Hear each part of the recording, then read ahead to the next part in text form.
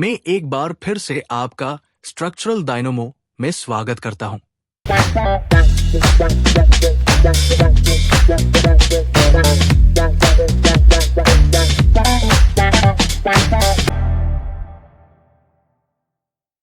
आज हम बात करेंगे एक ऐसे कॉन्सेप्ट की जो ना सिर्फ एक्साइटिंग है बल्कि एक फ्यूचरिस्टिक सपने को सच करने का पहला कदम भी है। क्या हम मार्स पर बिल्डिंग्स बना सकते हैं? आपने ये सुना होगा कि मार्स पर ह्यूमन सेटलमेंट काफी वक्त से एक बड़ा गोल रहा है, लेकिन ये सपना पूरा करना आसान नहीं है क्योंकि यहाँ इंजीनियरिंग के ऐसे चैलेंजेस हैं जो हमें अर्थ पर कभी फेस नहीं करने पड़े। तो चलिए आज हम इस टॉपिक को डिटेल में समझते हैं। तो देखो, अगर हम मार्स पर बिल्डिंग बनाने की बात करते हैं तो सबसे पहला सवाल आता है, क्यों हम इतना एफर्ट और रिसोर्सेज लगाए? सबसे पहला रीजन है कि मार्स अर्थ के सबसे ज्यादा सिमिलर है।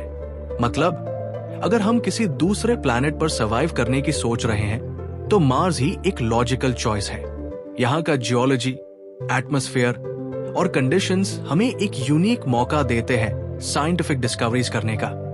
और सबसे बड़ी बात, मार्स एक बैकअप प्लान हो सकता है अगर कभी अर्थ के ऊपर कोई कैटास्ट्रोफिक इवेंट हो जाए। मतलब एक तरह से ह्यूमैनिटी का इंश्योरेंस पॉलिसी। अब बात करते हैं असली चैलेंज की, मार्स का एनवायरनमेंट। मार्स अर्थ जैसा लगता तो है, लेकिन रियलिटी में काफी डिफरेंट है। सबसे पहले टेम्परेचर काफी एक्सट्रीम होता है। दिन में थोड़ा सा वार्म हो सकता है, लेकिन रात को -125 डिग्री सेल्सियस तक गिर जाता है।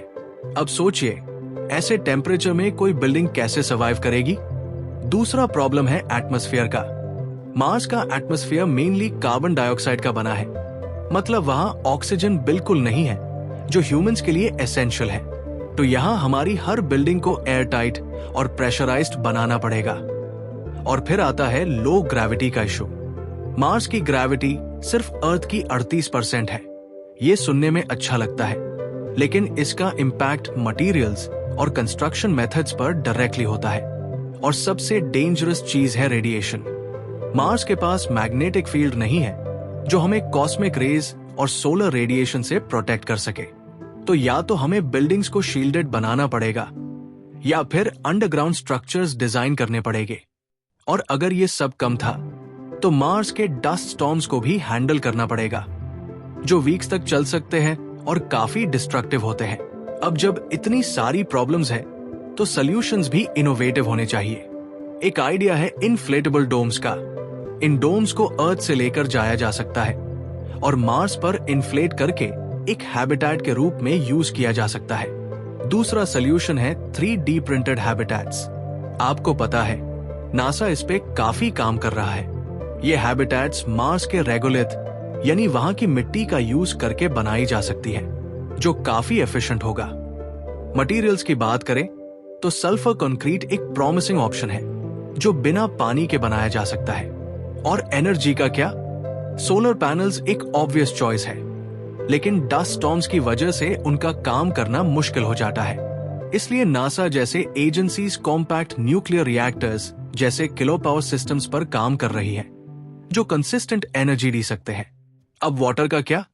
मार्स की सरफेस के नीचे आइस रिजर्व्स हैं, जिन्हें हम एक्सट्रैक्ट करके ड्रिंकिंग वाटर और एग्रीकल्चर के लिए यूज कर सकते हैं।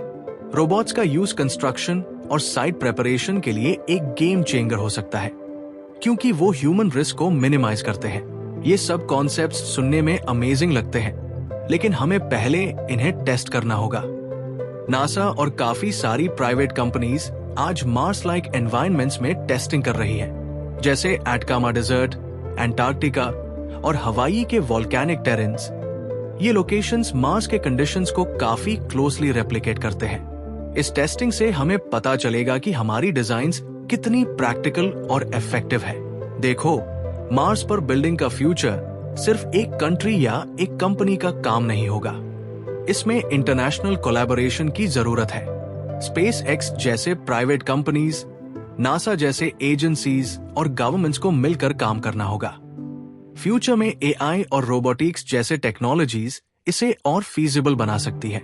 अगर हम सब मिलकर काम करें तो मार्स पर ह्यूमन सेटलमेंट एक रियलिटी बन सकता है। ये प्रोजेक्ट ह्यूमैनिटी के लिए एक माइलस्टोन होगा। सोचिए, मार्स पर अपने बिल्डिंग्स और सिटीज बसना कैसा लगेगा?